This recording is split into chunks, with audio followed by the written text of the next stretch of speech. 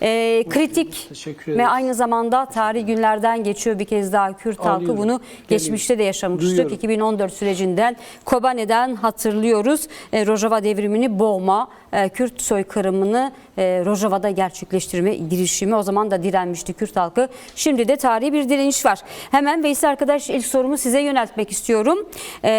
Halep'le başlayan bir süreç. 6 Ocak'ta Halep'in iki Kürt mahallesi Şeyh Mahsud ve Eşrefi'ye yönelik bir saldırıyla başladı ve şimdi de Rojava'ya taşındı bu saldırılar. Bunu nasıl okumamız lazım? Bu saldırı dalgasını nasıl ele almamız lazım?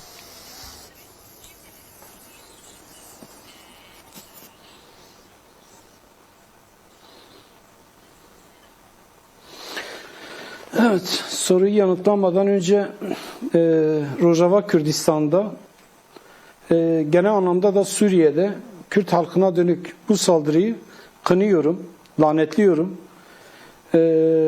Bunun sahiplerini tanıyoruz, biliyoruz. Geçmişte de halk olarak benzer katliamlarla karşı karşıya kaldık. Bugün de yaşadık.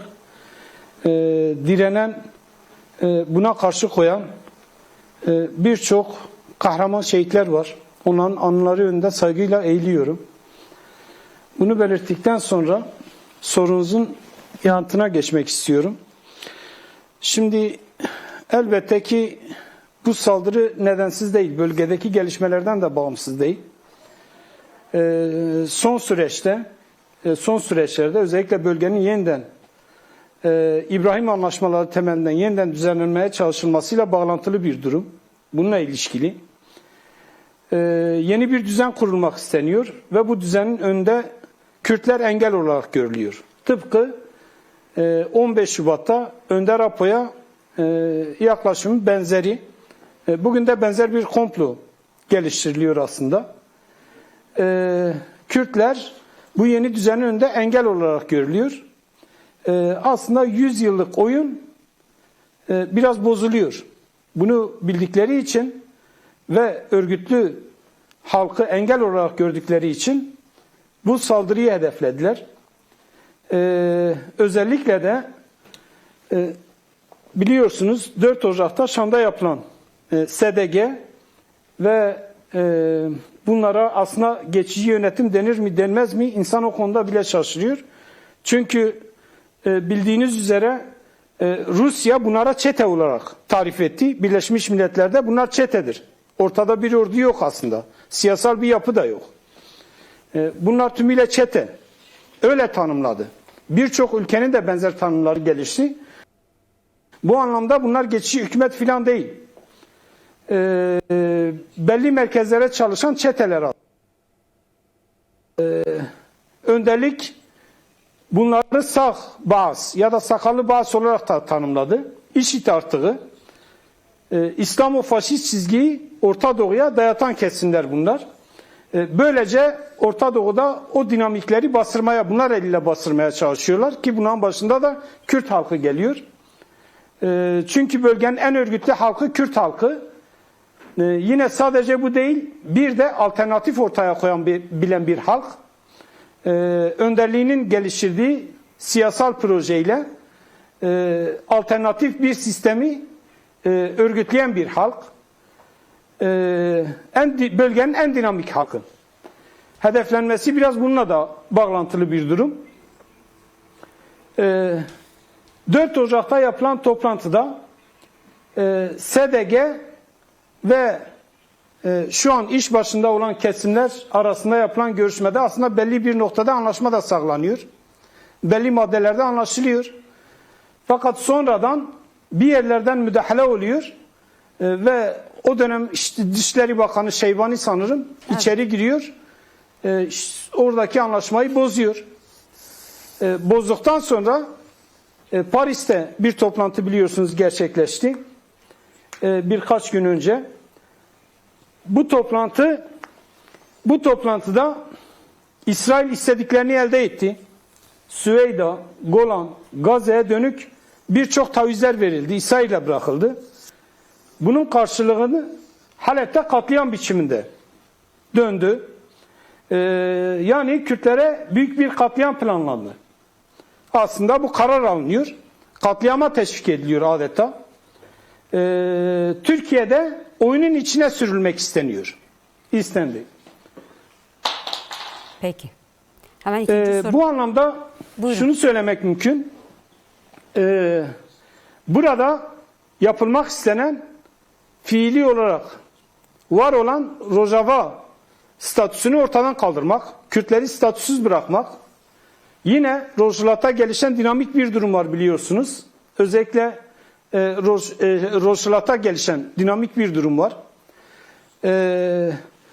Burada gelişen durumun önünü almaya çalışıyorlar. Yine Kürtler orada en örgütlü halk, en direngen halk ve alternatifini ortaya koyabilen bir halk durumunda. İşte bunu da engellemeye çalışıyorlar. Bunun önünü almaya çalışıyorlar ve kendi yeni düzenlerini Orta Doğu'da inşa etmeye çalışıyorlar. Çünkü Kürtler tümüyle bu düzenin önünde engel. Bu yüzden bu katliam, Halep'teki katliam gündeme geldi ve gerçekleşti dünyanın gözü önünde. Herkese de seyrettirildi. Evet, buna ilişkin kısaca belirteceklerim bunlar. Peki. Tekrar Veysel arkadaşa dönmek istiyorum. Tabii Önder Apo'nun Rojava'ya, Kasede güçlerine yönelik değerlendirmeleri kendisiyle yapılan görüşmelerden sonra birçok kez basına yansıdı ve aslında Türk Devleti son dönemde Önder Apo'nun değerlendirmelerini de farklı bir şekilde ele alarak bu şekilde yansıttı. Bazı çevreler bu şekilde. Peki siz bu noktada neler söylemek istersiniz? Önder Apo'nun Kasede'ye silah bırakma çağrısı yaptığı iddialarına dönük bu işin aslı nedir? Önder Apo'nun böylesi bir çağrısı oldu mu? Ve Önder Apo'nun genel olarak Kuzey ve Doğu Suriye'ye ve Rojava'ya yönelik ve genel olarak Suriye politikasına yaklaşımı nasıldır?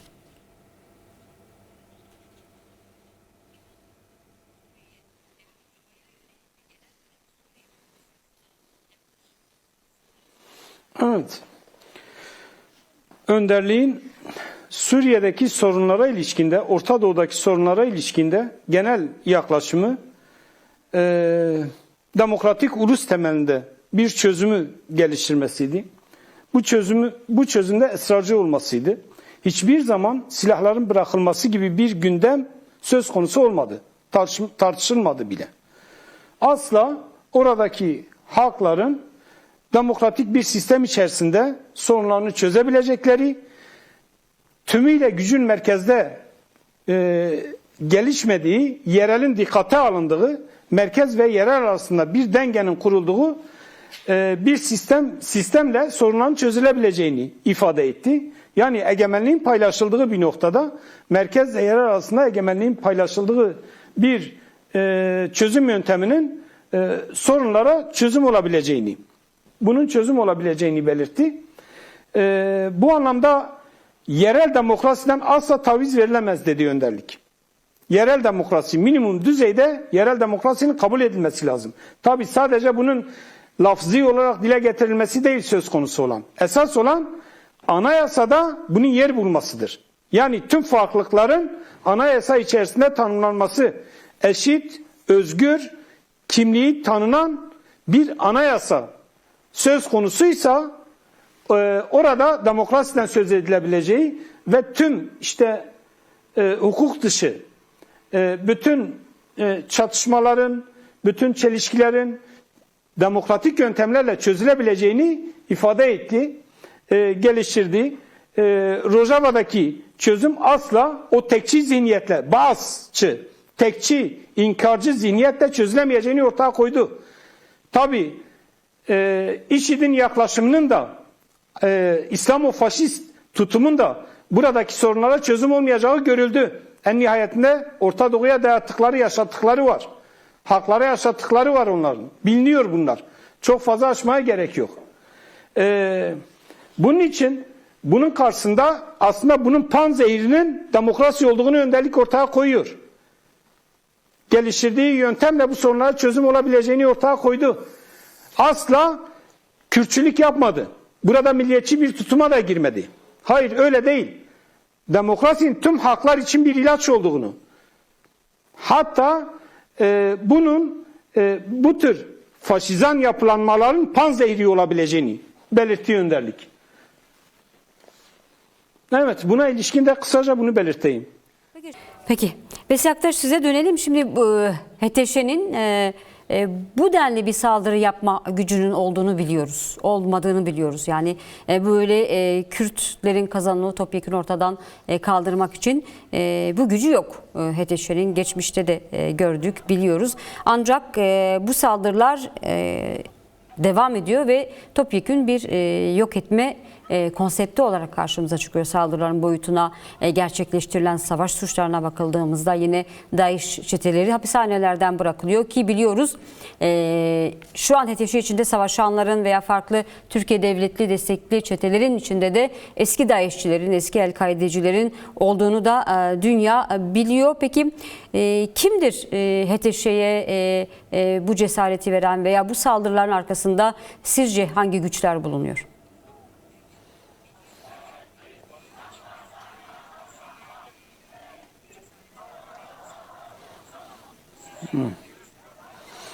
Şimdi önderliğin son yaptığı görüşmelerde ifade ettiği bir husus var, önemlidir.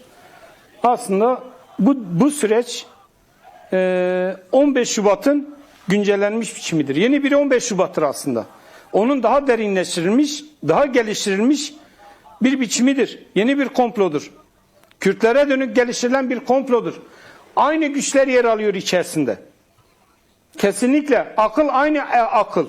İstihbarat aynı istihbarat. Pratikleştirenler aynı kesimler. Hepsi Kürtlere yönelik bu soykırımı gündeme getirdiler, önünü açtılar, karar altına aldılar, hatta teşvik ettiler. Yoksa bu İslamofaşistlerin böyle saldırma gibi bir güçleri yok, saldırabilecek. Böylesine yoğun bir şekilde işte insanların kafasını kesebilecek denli vahşeti uygulayabilecek bir şey değil. Bir güçleri yok aslında. Fakat bunlara bu cesareti veren de bunları buraya sürdüren de aynı güçlerdir, aynı kesimlerdir. Ve bugün çok daha derinleştirilmiş bir komployla karşı karşıyayız. Bu yüzden bunun boşa çıkarılması çok önemli. Yeniden tam da 15 Şubat, bir önceki 15 Şubat'ta Orta Doğu'ya müdahale edilecekti. Önderlik engel olarak görüldü. Kürt dinaminin denetim altına alınması gerekiyordu. Çünkü önderlik işte az önce Çetin arkadaşım belirttiği gibi özellikle Anglo-Sakson aklının Kürt'ü yaralı bırak, Orta Doğu'yu yönet. Evet. Üzerinden şekillenen sistemi ve oyunu boşa çıkarıyordu. Bu yüzden engel olarak görüldü. Bu oyun boşa çıkarıldığı için ve alternatifi üretildiği için önderlik devre dışı bırakılmak istendi. Oyunun dışına adeta itilmek istendi. Bir de en temel sebeplerinden birisi siyasal bir alternatif gelişti. Yeni bir Lenin durumuydu bu. İkinci Lenin vakası gelişecekti Orta Doğu'da. Ki gelişiyor. Bu böyle görülüyor. Sistem müdahale ediyor aslında. Aynı güçler müdahale ediyor. Geleneksel bir sosyalist önder yok karşılarında. Her açıdan düşüncesine güvenen, fikrine güvenen, kendisine güvenen bir önderlik gerçekliği var. Alternatifini geliştirebilmiş, sistemin alternatifini geliştirebilmiş bir önderlik gerçekliği var. Önderlik çizgisi ve sistemi var. Bu yüzden bunun tasfiye edilmesi gerekir. Engellenmesi gerekir. Çünkü Kürdistan'da olası bir devrim bütün Orta Doğu'yu, hatta küresel düzeyde bir etkiye yol açabilecekti. İşte tam da bunu engellemek istiyorlardı. Fransız devriminden daha büyük bir etki yaratacaktı. Bu yüzden sistemin hegemon güçleri buna müdahale etti. Bir yönü burası. Bunu doğru anlamak gerekiyor.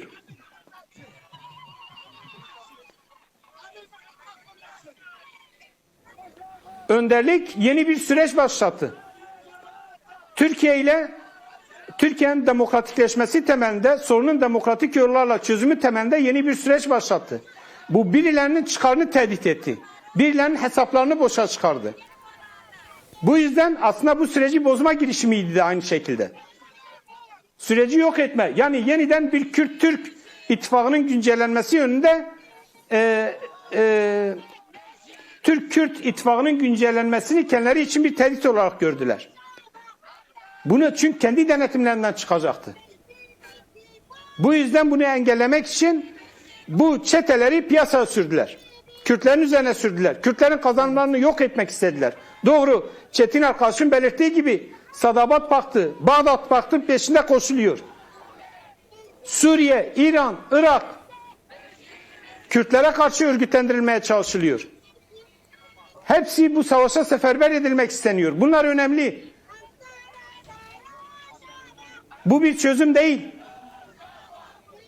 Doğru çözüm halkların demokratik birliğidir. Demokrasi temelinde geliştirilecek ittifaklardır esas olan. Ve sorunları ancak demokratik yollarla çözmek mümkün Orta Doğu'da. Ne yazık ki sistem ve sistemin uzantısı olan ulus devletler buna açık değil. Buna kapalı.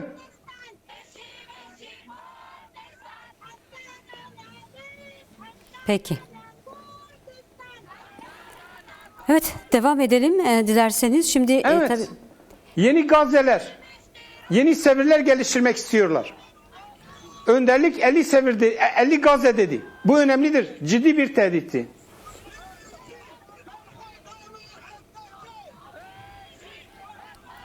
evet Veysi arkadaş, buyurun devam edelim.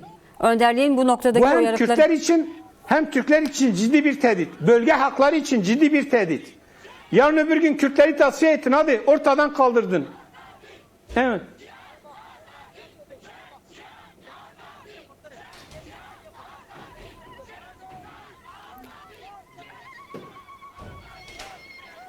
IŞİD'le komşu olacaksın. İstanbul faşist güçlerle, bu kafa kesen çetelerle komşu olacaksın. Bu çok da bunun sonuçlarını düşünebiliyor musunuz? Ne olacak? Bu neye yol açacak? Burada duracak mı?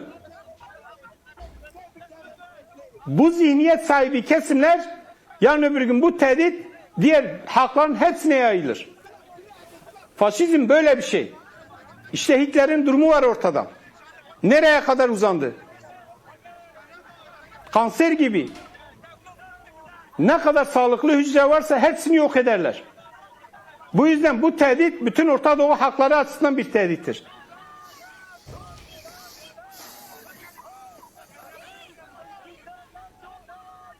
Evet, buna ilişkin de kısaca belirteceklerim bunlardır. Peki teşekkür ediyoruz Veysi arkadaş. Hemen peki. Evet Veysi arkadaş, tekrar size dönelim.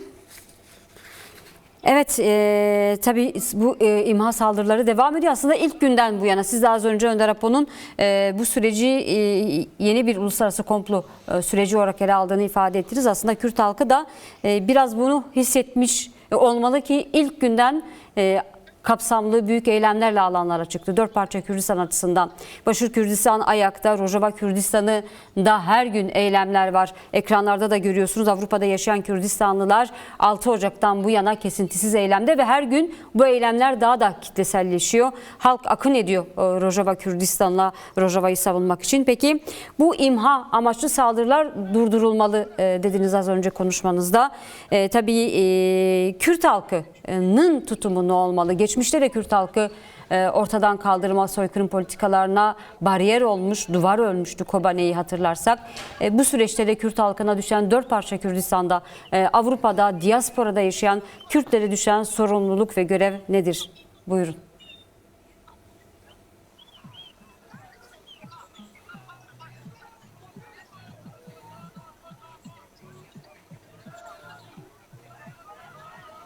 Evet.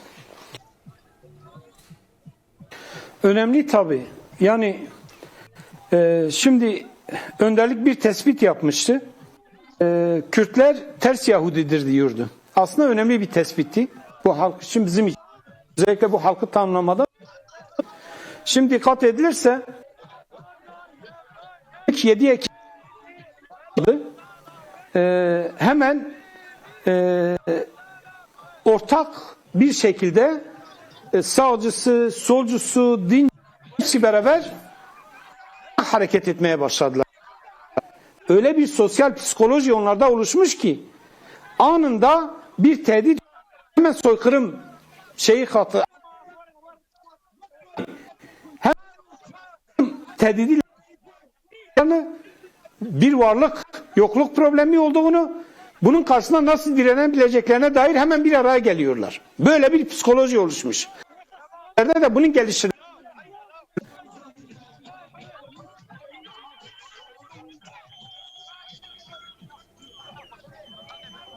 Kürtler henüz o noktaya ulaşmamış.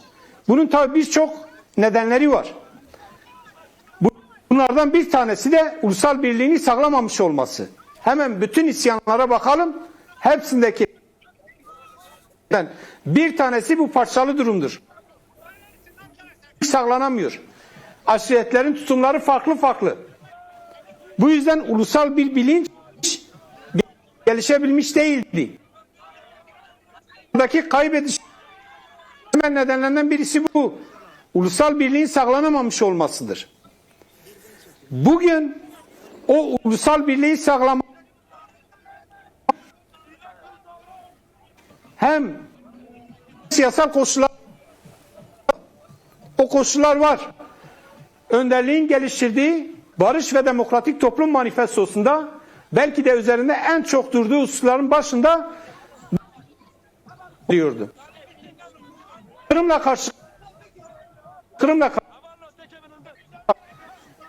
buna karşı bir birlik geliştirmek zorunda. Güçlü bir direniş geliştirmek zorunda. Bu direnişin temel siyasal çatısı geliştirilecek. Nasıl bütün Kürtleri çatısı altında bir araya getirecek ve nasıl herkes aile çıkarlarını, aşiret çıkarlarını bir tarafa bırakıp ulusal bir bu sağlanmalı. Buna ihtiyaç var. Belki de bu seferberlik çağrısına, bu soykırım dayatmasına karşı en güçlü cevap bu olur. En anlamlı yanıt bu olur. Kürtlerin yapması gereken bu. Ve aynı her yerde bu seferberlik çağrısına bir yanıt geliştirilmesi gerekiyor. Kadını, erkeği, genci, herkes 7'den 70'e herkesin buna bileceği her ne varsa bulunduğu alanda bunu yapması gerekiyor. Direnişe geçmeli. Mücadele bu önemli. Fakat ne yazık ki henüz bunu sağlayabilmiş değiliz. Evet. Bu konuda bu süreçte de engeller var. Bir türlü aile çıkarlarının ötesine geçemeyen kesimler var. Tıpkı 15 Şubat olma gibi tutumlar sergileyenler bu dönemde de var ne yazık ki. İşte şarayı destekleyen, kendine Müslümanım diyen Kürt geçirenler var. Sadece onlar değil. Aile aşiret çıkarlarını, toplumsal çıkarların önünde tutan kesimler var. Bu sürecin bir parçası olup kendisini gizleyenler var. Bunları anlamak lazım. Hala o Judenrat kültüründe ısrar edenler var. Evet, bu anlamda bu sürece en doğru yanıt Kürtlerin ulusal birliğini sağlamasıdır. Demokrasi buna kendini yatırmasıdır. Aile çıkarlarını değil, aşiret çıkarlarını değil. Geçmişte gördük işte IŞİD tehdidi nerelere kadar yayıldı. Sadece bir kesimle sınırlı. Evet. Bunun için söyleyebileceklerim buna ilişkin önderliğin manifestoda ortağı ulusal birliğini bir an önce sağlamalarını yürütülmesi ve bu soykırım dayatmasına karşı ortak hareket etmesidir. Şimdi peşmergelerin anında şeye geçmesi lazım. Oysa kapılar kapatılıyor. Bu seferberlik çağrısına yanıt vermek isteyenlerin önüne engeller konuluyor. Ve bunu bir Kürt yapıyor. Bu yanlış. Zaten Kürdistan 4 parçaya bölünmüş. Bir de biz de öyle bölüyoruz. Evet, buna ilişkin de benim kısaca vereceğim yanıt bu temeldedir. Peki. Teşekkür ederiz Çetin Arkaş. Hemen son olarak belki Veysi arkadaş da bir şeyler eklemek ister. Veysi arkadaş, size dönelim son olarak. Eklemek istedikleriniz varsa onları da alalım. Buradan vermek istediğiniz son mesaj var mı?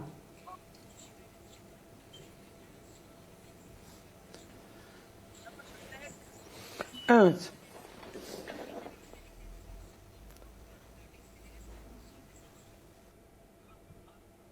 Şimdi belirttikleri Evet, eklemek halkın istediğiniz... özgürlüğüdür. Önderliğin özgürlüğü Orta Doğu'nun özgürlüğüdür. Önderliğin özgürlüğü insanlığın özgürlüğüdür. Birbiriyle direkt ilişkilidir. Bu anlamda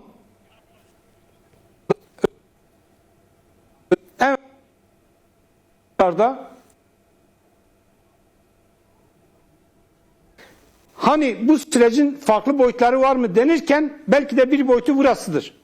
Bilinçli bir şekilde halkımızın kafasında soru işareti yaratmak istiyorlar. Önderlikle halk arasına girmek istiyorlar. Aynı şekilde hareketi tartıştırmak istiyorlar. Aynı şekilde SDG'yi tartıştırmak istiyorlar. Aynı şekilde DEMİT tartıştırmak istiyorlar. Yetersizlikler olmaz mı? Eksiklikler olmaz mı? Eleştiri olmaz mı? Olur. Ancak bunlar eleştiri olarak izah edilemez. Düşünce olarak izah edilemez. Bunlar direkt şüphe yaratmaya, kuşku yaratmaya, önderliğe duyulan güveni zayıflatmaya dönük çabalardır. Ve belli odaklar tarafından çok bilinçli bir şekilde tahrik ediliyor. Halkımızın bu oyuna gelmemesi gerekiyor. Bunu yapanlar belli odaklar tarafından yönlendiriliyor. Çok amaçlı bu projenin bir parçası, bu komplonun bir parçasıdır. Ve bilinçli bir şekilde saldırılıyor. Bunu bilerek hareket etmek zorundayız. Onu o şekilde ifade edenleri dikkat edin. Ya Judenrat kültüründen gelenlerdir veya tümüyle belli odaklara subjektif düzeyde bağlı olan kesimlerdir. Ama kesinlikle bu komplonun bir parçasıdırlar. Bazı değerleri karşı karşıya getirmek istiyorlar. Hakla hareketi, hakla önderliği, hareketle önderliği. Sürecin başından beri aynı zihniyet güdülüyor adeta. Bir kesim bunu ısrarla dayatıyor. İşte ilk süreç başladığında hareket içerisinde bölünmeler olacak, ayrılıklar olacak, benzeri bir sürü kuşkular yaratıldı. Ama hareket en doğru yanıtı verdi. Önder Apo'nun karşısında, arkasında hizalandı. Önder Apo'yu baş müzakereci olarak ilan etti. Önemli bir yaklaşımdı bu. Aynı tutumun bugün de sergilenmesi gerekiyor. Halkımızın bu oyunları bilmesi, görmesi gerekiyor. Bilinçli bir şekilde o kuşkular tahrik ediliyor. Bunun için bu süreci atlatacağımıza inanıyorum. Büyük bir direniş var. Büyük bir sahiplenme var. Hemen hemen Kürdistan'ın 4 parçasında sahiplenme var. Avrupa'da, diasporada olanlar var. Hatta Asya'da olanlar var. Direnen, bu direnişe destek veren kesimler var. Hepsini yürekten kutluyor. Şehit düşenlerin anıları önünde de saygıyla eğiliyorum. Ve biz kazanacağız diyorum. İnsanlık kazanacak. Evet, teşekkür ederiz Veysi Aktaş yayınımıza katıldığınız için. Çetin Arkaş, size de teşekkür ederiz bu akşam sorularımızı yanıtladığınız için. İyi akşamlar diliyoruz.